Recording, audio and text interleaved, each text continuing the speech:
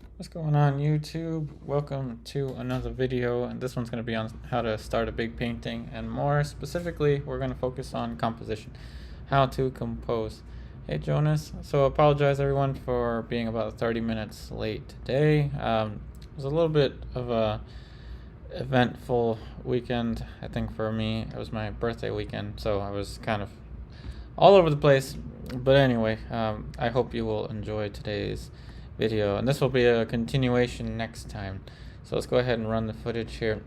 So for everyone that wasn't here last time, we got the challenge to paint horses galloping on the water, with water splashing everywhere and multiple horses. So we're gonna have 5 horses galloping across the water on a 30 by 40 inch canvas, a large canvas.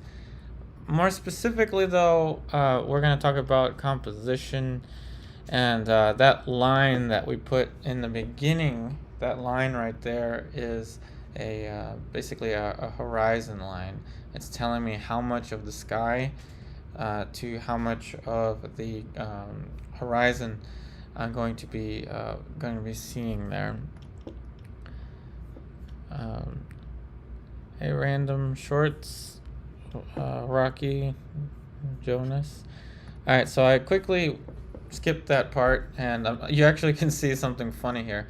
I'm using 2 of my big background brushes to create one big brush, because I've kind of pretty much destroyed all of my big brushes at this point. So that's just white and red, and the red I'm using is actually called Pyrrole red. It is one of the substitutes for cadmiums, or at least a lookalike of a cadmium. So bright pink sky, that's what we have here, and thinning out the paint with just a mixture of spike lavender and gamsol. And now we're mixing white, and it's going to be white with just ultramarine blue, but mostly white. So like I said, in a composition you want to have the entire layout in a couple seconds. So we have the top and the bottom established, and here's a little glimpse at what we're gonna have by the time this video ends, and it's just gonna be one of the 5 horses. So you see that's thinned out paint, that's white, and it is ultramarine blue. It's that simple. But when we get to the form, we're gonna have the first horse to the left painted in there. So that's a little glimpse of what we're gonna have. Hey JJ, oh thanks. There's not much here yet, but it is it's more about showing you how to do it. And I chose to use a wet on wet approach. This is an alla prima style approach. So you want to make sure you have good quality oil paints to do this. This is going to be one of those rare occasions where I will say that thinning out the paint actually helps the paint stick on better later, and you'll see why later on. But now I'm adding mostly yellow, blue, and black, but a tad bit of white to offset the blue so that the blue shows up a little bit better. I should use a T-square for this, but as you see me standing back, I'm kind of eyeballing it, totally eyeballing it.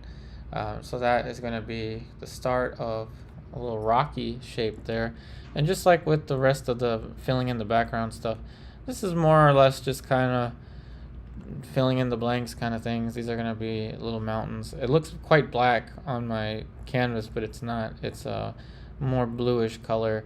But you see it's pretty contrasted. The footage is pretty contrasted. So if you're ever going to do this on your own paintings, make sure it's not straight black, something light bluish, and that's for atmospheric perspective. Now in terms of composition, this is really important, because when you're going to have an environment and you're going to add models in there, in this case we're going to have five horses, you want to make sure that the environment works on its own, which is a little strange to think about, because usually we kind of think about the model and then add the environment, and that's kind of how I do a lot of other paintings. But sometimes my paintings kind of fail for that reason. My big figurative paintings don't work for that reason. So it's a better idea to think about what does this composition look like without the central figures that are going to go in there. Hey, Paolo. And so already at this point, it was quite time consuming, kind of time consuming because of how much ground I had to cover. Now here, I'm going to pause it right here because here's where it's going to get tricky. So I'm using pretty much just ultramarine blue paint, and I'm maybe dulling it down with a little bit of burnt sienna. I'm going to stop it right here because this is a very important moment in the composition, and I'm going to tell you why after I answer any questions I may have missed. Hey, Jose, Francisco, welcome. Let's see. Thanks for watching from Rio Grande, Brazil. Thanks for watching. Here's a very important thing I want you to always consider when you're composing a painting, whether it's a big painting or a small painting. The space, now look at the bottom left of my square. The space between here and here.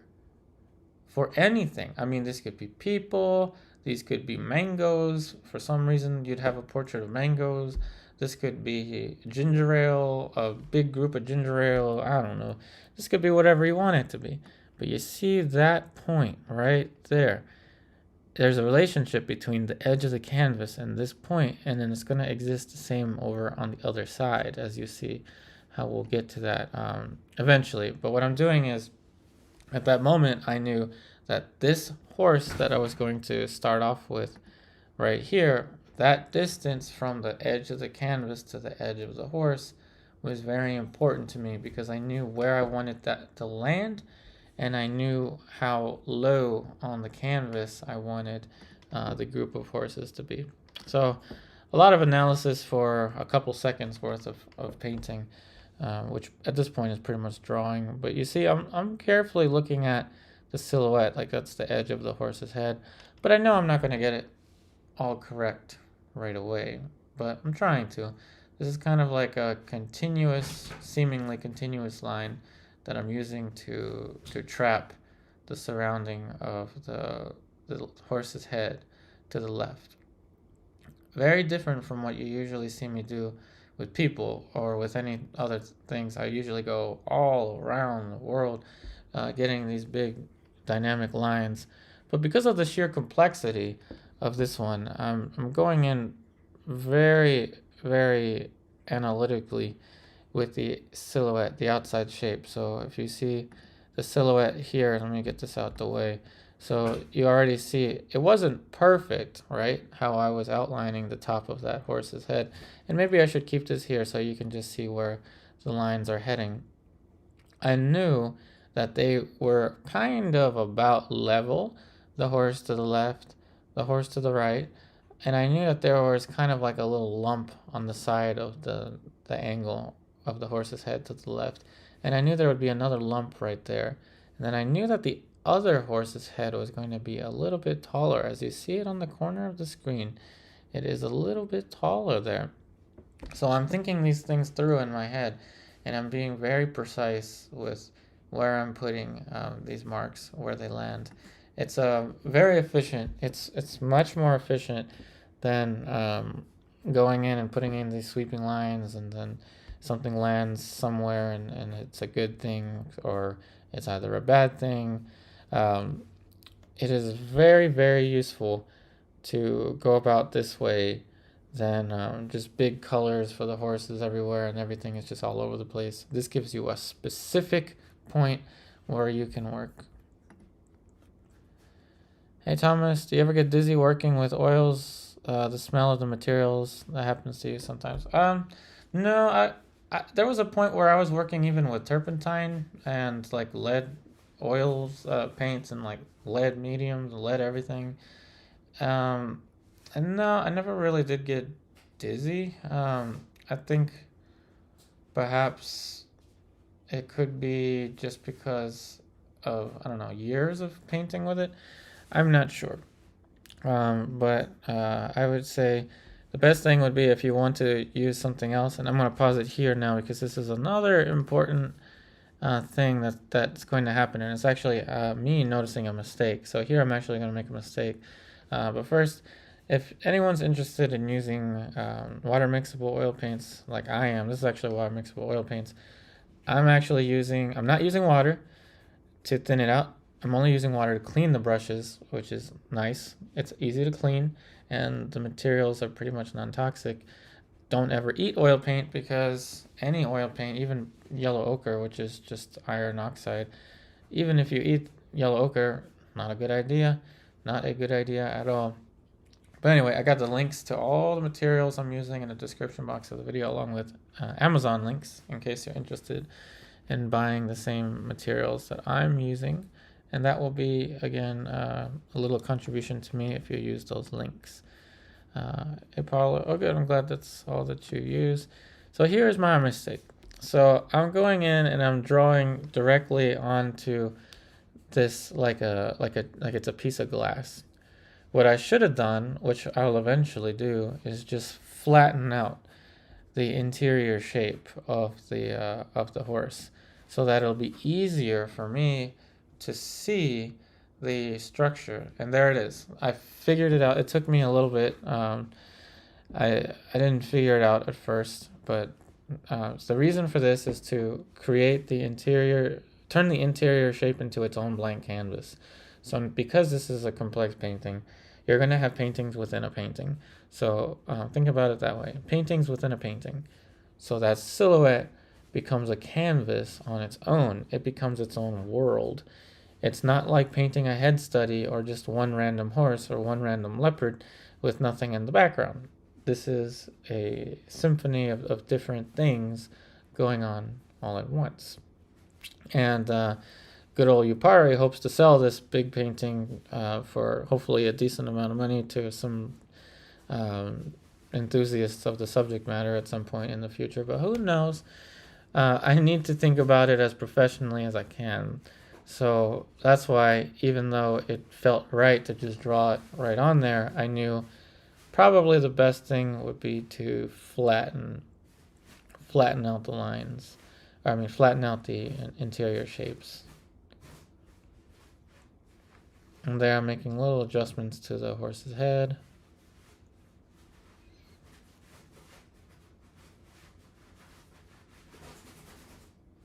And this took me a little bit longer than it usually does for me to do.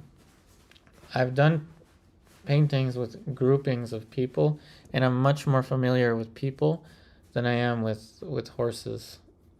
So there we skipped a bunch of things, and you see that I flattened out the 3 horses, and I think that's all I have right now. No, I flattened out the other one too, but anyway, so we have proportion of the heads indicated by the top of that little, almost looks like a dog, like Scooby-Doo, like the top of the hair, and then a dark rectangle shape for the nose. And the nose and the mouth for a horse is kind of like compacted all into one, which is not something that I'm typically used to. Nonetheless, it's something that we have displayed there. And as you see there, I even made the decision to take out those little indicators I had for the eyes. And the painting at this point still looks like that on the right side. So it's important to keep things kind of simple and workable there.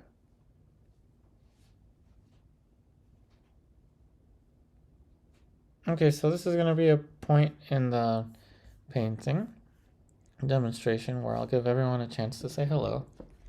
So I would like to know where in the world is everyone? So I am streaming to you from Alexandria, Virginia. Where in the world is everyone? You don't need to give anything other than the city and the country or the state or whatever. Just wondering where everyone is from. And we're going to move this over here so you can see what I'm doing.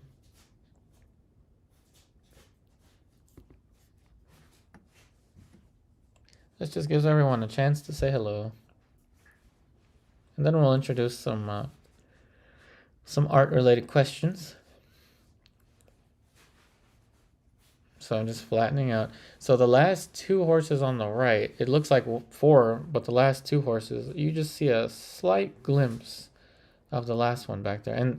And this picture was shared to me from one of my students. One of my students got permission from a photographer that she knows. So pretty lucky for me. This is a really, really good reference to use.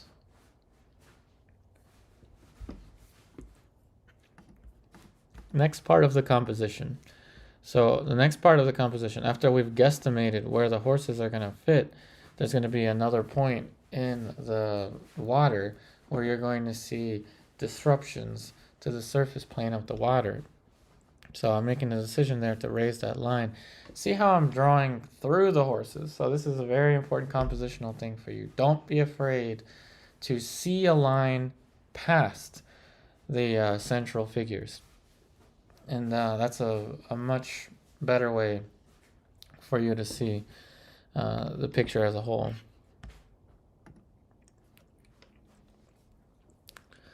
So from Paula, do you normally use acrylic gesso on your canvases? Do you coat anything on your canvas before you start painting? In the past, I used to put more acrylic paint and sand it, and then acrylic paint and sand it to get a smoother surface. But these days, this is just what came with the canvas roll. I didn't do anything to it. It's just a cotton canvas roll, just like the ones I have in the links, the Amazon links in the description, everyone. But anyway, no, I didn't do anything extra to it. And even if this were an oil primed linen, I have an oil primed linen roll. I didn't really do anything extra to it. I use cotton. Here's the reason why I use cotton. It's easier to stretch, and I was stretching this. I didn't want to take a long time to stretch it, so I was just like, something I can stretch in about, I don't know, 20 minutes or so. Linen would probably take me about an hour or so to stretch something like this. So I decided to just use the cotton canvas. But with both of them, I really don't do anything. Nothing that spectacular. If you want a really smooth surface, Liquitex professional acrylic gesso onto a cotton canvas and then sand it in between would be a way to make it more smooth. But as you see, I'm adding more texture these days. I'm going in with palette knife, trying to get a nice glow of light. So the texture doesn't bother me quite as much, but I like the question. So from Rocky, you're watching from Northwest England, hour from the most beautiful lake district. Oh wow. Gotta do some plein airs there, plein air painting. So Paula from Kentucky.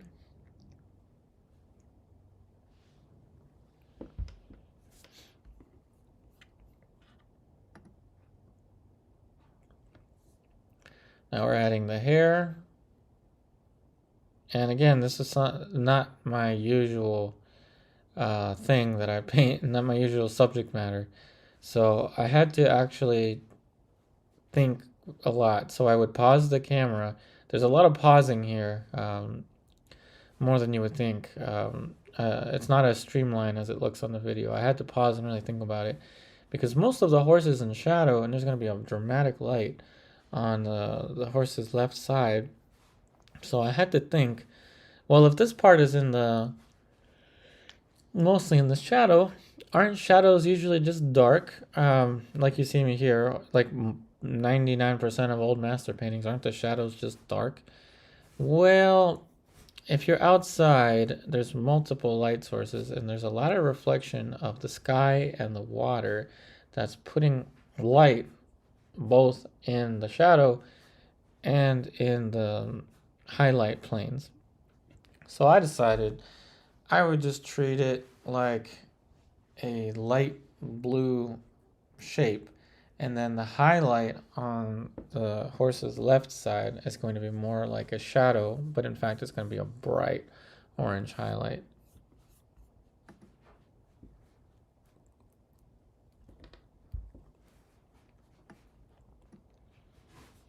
And there's eventually going to be more blue, but I started with gray. I started with gray because I knew that I could go and add more blue into it later. That's a little painterly thing. And we're going to get into the awkward stage pretty much now in painting the horse. Because anytime you have an unfinished image of a very recognizable subject, like a portrait, it's going to create an awkward stage. Okay, so next question I'm going to ask everyone. Let's see. What is your favorite subject matter to paint? So some of you are going to say landscape, others are going to say still life, some are going to say portrait, some are going to say painting horses. What is your favorite? My favorite these days is actually figure painting. But I haven't been able to do it in a while because I like to go to figure painting groups and actually paint from life. But you know, in this area, there are none. No long-term figure painting groups. A lot of short-term sketches, but no. I like long-term figure painting. So from Paula, are you using water, spike lavender, anything yet? Yeah, throughout the painting I'm using, I have spike lavender mixed with Gamsol. Spike lavender mixed with Gamsol. Gamsol is a very healthy mineral spirit to use, but I use it to cut back on the smell of the spike lavender. Though spike lavender smells really nice, I don't fault it, but I will say that it's a nice kind of mix, very non-toxic. It's a happy medium between traditional and water mixable, I'll say. Oh, and there you go. That is straight up orange, which is a vermilion. It's called vermilion in Cobra, and white. So vermilion, not the genuine vermilion. It's just an orange. It's what they call their red orange, and white with palette knife.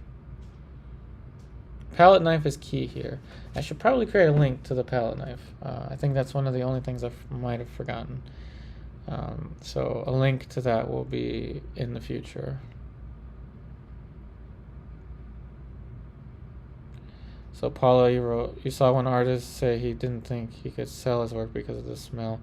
That's interesting. I usually you can't smell a painting after it dries because, well, when it dries through oxidization, and oil paint is basically just a plastic. It turns into a plastic, so the plastic should seal any smells. So it shouldn't smell. About the smelliest thing in all of oil painting is Damar varnish.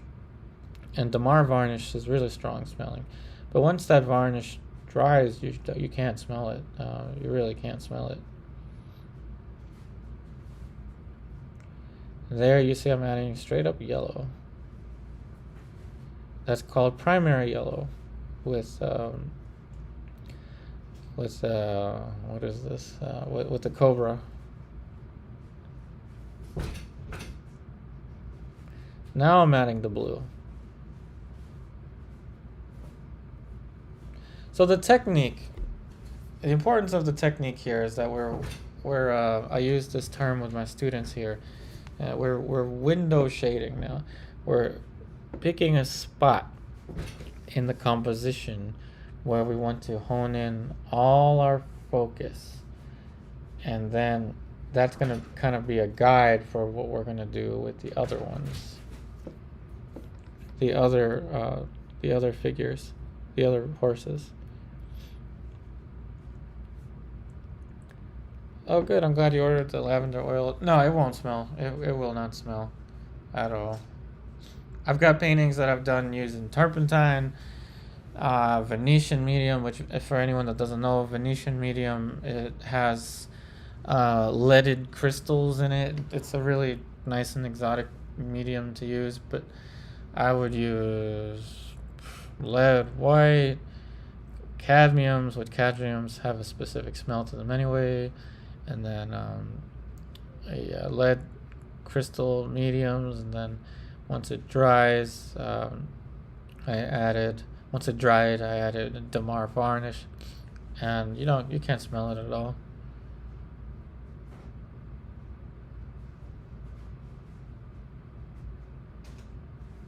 I mean, you'd have to really put your face into the.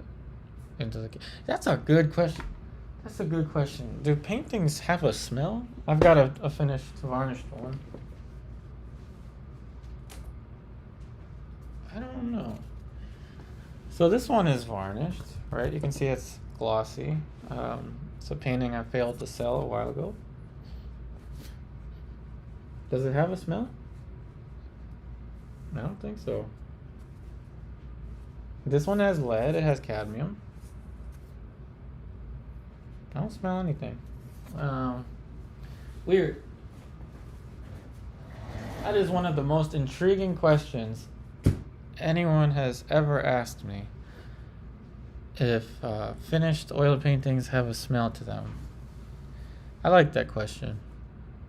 I've never been asked that before.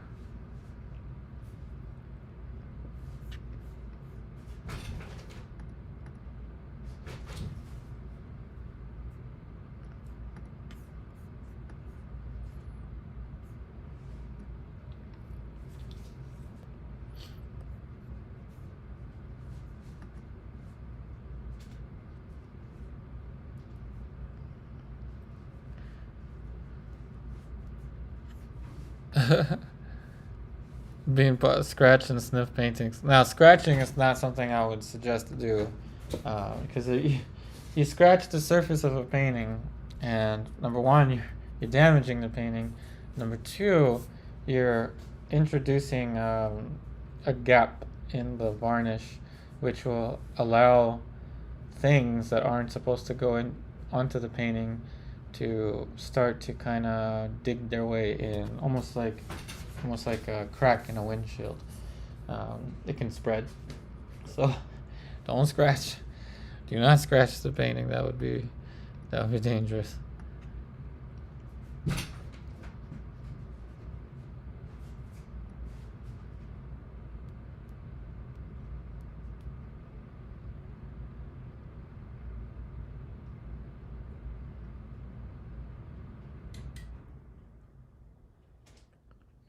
Now, in terms of composition, another thing you don't want, and a reason I did that little blurred edge right here, bottom left of my square, is that you never want things to meet up perfectly. Like, for example, if I were to paint this um, phone next to this controller, I never want to paint them like this. Maybe like this or like this. Never like this. Or like this. You never want things meeting up perfectly like that. You always want to leave some gap in between. And that's why I left that kind of blur from the hair there.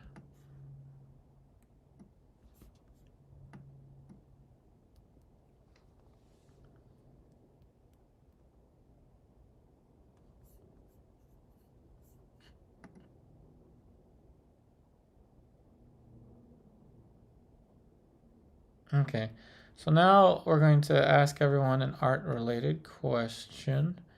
Art-related question. So, what is your most, let's say, what was the most inspirational painting that you have ever seen in person? What was the most inspirational painting you've ever seen in person? So mine is from Nelson Shanks. It's titled Sophia. I think it's just titled Sophia. I'm not sure. But it's a big figure painting with a lot of stuff around it. So it was a big painting with all these things around it. I was so motivated when I first saw that painting. I was about like 18 or no, I was 19 years old when I saw it, and I thought I was going to cry. I was so motivated. And for that same reason, I'm very discouraged now as a 32-year-old, because I turned 32 on Saturday. I still can't paint like that, but I don't blame anyone other than myself. I think there's two sides to being a full-time painter. One is the good and one is the horrific. So as I start to put in these planes, these forms, you see that I'm turning form now with color. This is very important now for me. I want to pause it for you to see. These planes now are starting to turn with color. The light side, that highlight side, which I kind of treated like a shadow, has its own color. The highlight has a different color. The forehead plane has a different color. In between, which goes towards the violet, has its own color. And kind of like the mouth area, all of those forms are turning with color. Well, Nelson Shanks, he does that on a grand scale with lots of different things interacting with the background. Um, and it's, if you haven't seen a painting like that in person, you've got to see one. You've got to see one of those paintings in person. They can be intimidating, but without the intimidation, there's nothing but inspiration. It is something that definitely probably changed the course of my life in terms of my painting ethics, I would say. Not ethic, discipline, I guess, in painting.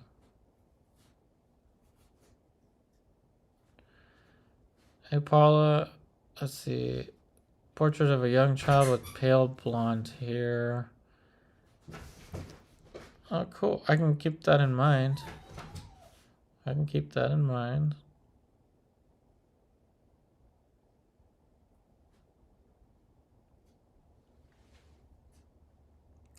Well, to anyone that may need help with their paintings that they're working on, definitely, if you would consider my online classes. Again, I give feedback every week. However, I will, Paula, I'll keep your idea in mind. Pale blonde hair.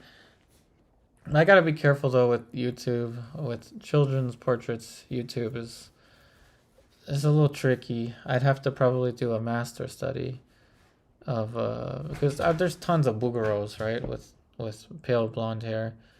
That would be safer for me than using a picture. Yep, no problem, Paula.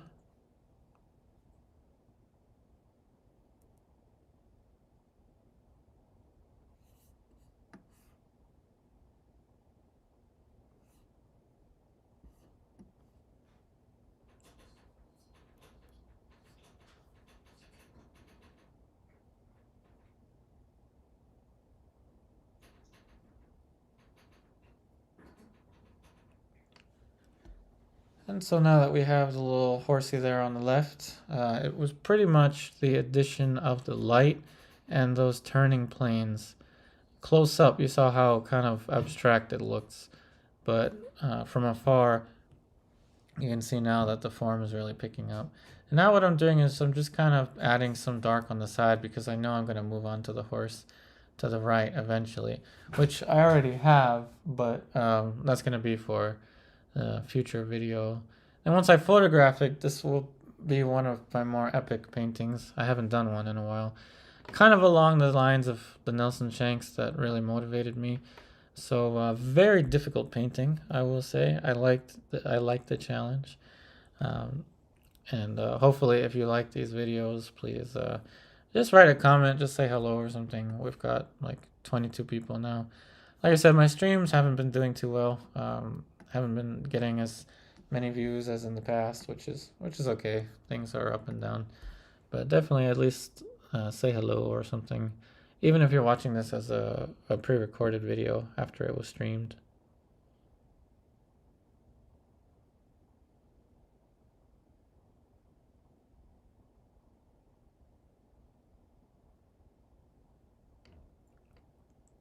A little bit of light for the leg.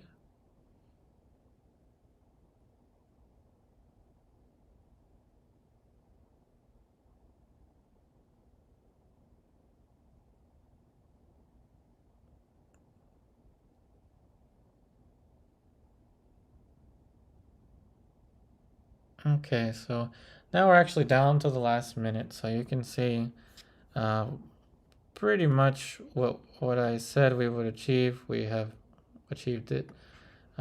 So the way that the video is edited is so that you can get more of understanding of how the composition began. So this one was more focused on composition, but also a lot of light actually went into it, and I'll explain that a little bit better in the future.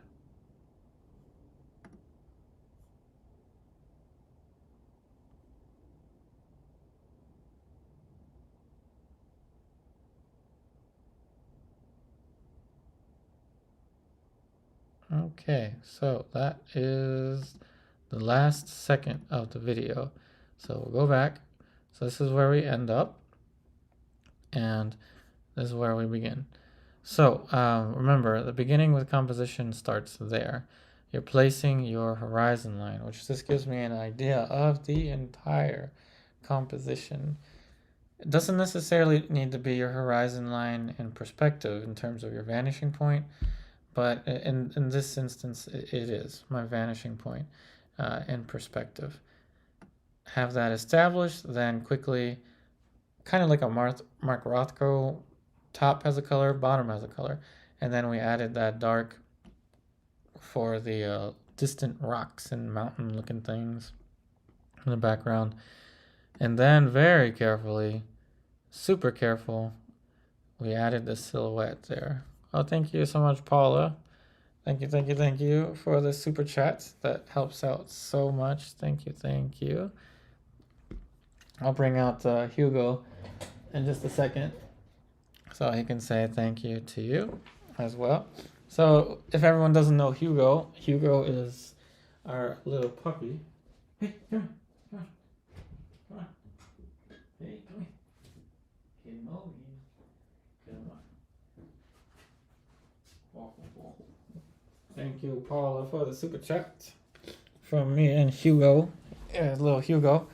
With each one of the videos, isn't he getting bigger? He's getting bigger with each one.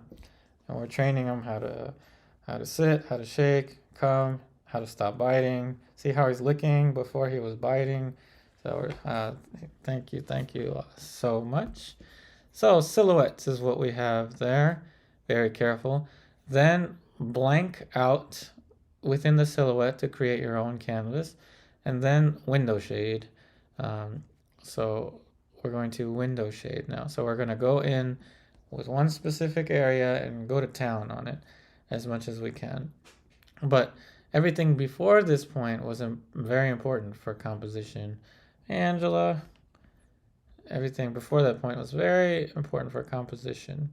So now we're putting in the light, the shadow, the large planes, and just like a portrait of a human, big shapes, little shapes, turning form with color.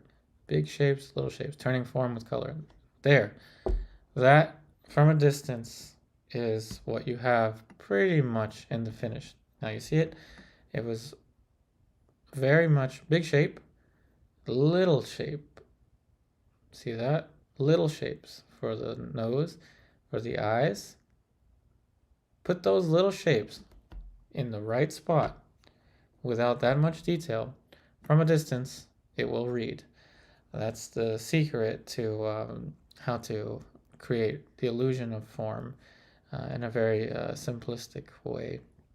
But once again, that's pretty much all I've got for you. Again, the big painting, horizon line, painting the top, painting the bottom, painting the environment, somewhat of an idea of the environment, what the environment will look like before you add in the central features, and then add in the central features, and then see, he's licking now. Trying to bite. We do the dog whisper. Now he doesn't bite. He licks. So shout out to the dog whisperer. So now we add the outline, blank it out, and then we add in again a little bit more for the background. I forgot that part, that little piece, that little square in the background. Then window shade, and from this point on, it's standard procedure, just like any head study. So remember, it's like a painting within a painting. Once again, thank you, Paula, for the super chat. So once again, here is the magic point, or big shape, big shapes. Now little shapes. The nose, the eyes, the subtlety between the cheekbone there. Little edge there, little highlight here, there. Those few little shapes, and that is what gives you the illusion of form from a distance. And we're going to have to do that 5 more times. Add a bunch of legs that are galloping in the water, splashes of the water, probably a bird in the sky somewhere. So lots more to come with this one. Probably 2 more weeks, I think, with this one. We'll see. But when we finish it, it will be something that hopefully I'll be able to, sell for like monthly rent worth or more. But we'll see. So that is about it for today. Thanks, Paula. Again, thank you so much. Hey, Christopher. Welcome. Sorry, everyone. I was a little late today. I was about 30 minutes late. I was just kind of running late all over the place, but I still made it. So this is the point where I'll ask if there are any last-minute questions.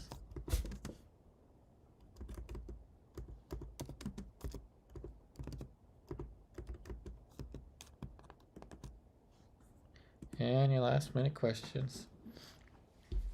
For me and Hugo. Isn't he so much bigger? See, I can get him to stop biting. Any last-minute questions from me and Hugo? He's like, no, I was just yawning. I wasn't biting. I was just yawning. Any questions? He's like, okay, I decided I won't bite you. So much bigger now, it's crazy. He grows like from one day to the next. One day to the next, he's bigger. Go ahead, even try it. The shush. It's amazing how the shush works with them. It's like dog language for now. Let's see, what colors are you planning to use? I will use the same color palette for the entire painting. And luckily for everyone, the color palette, every single color, is listed in the description box of the video, along with an affiliate Amazon link. So in case you want to use the exact same colors I'm using, those are linked in the description box for you. Even the brushes, the exact brushes that I'm using are in the description box.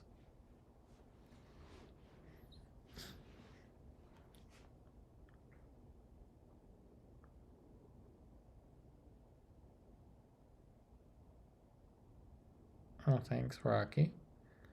Okay, so it looks like we don't have any more last-minute questions. So as always, thank you so much for watching. And as always, if you're interested in taking your online art education with me further, please check out the links in the description box of this video. Remember, my online classes start out at just $10 a month, which gets you feedback from me on a weekly basis on the development of your artwork. So thank you so much, everyone. I wish you the very best, and I will thank you, and I will see you on the next one.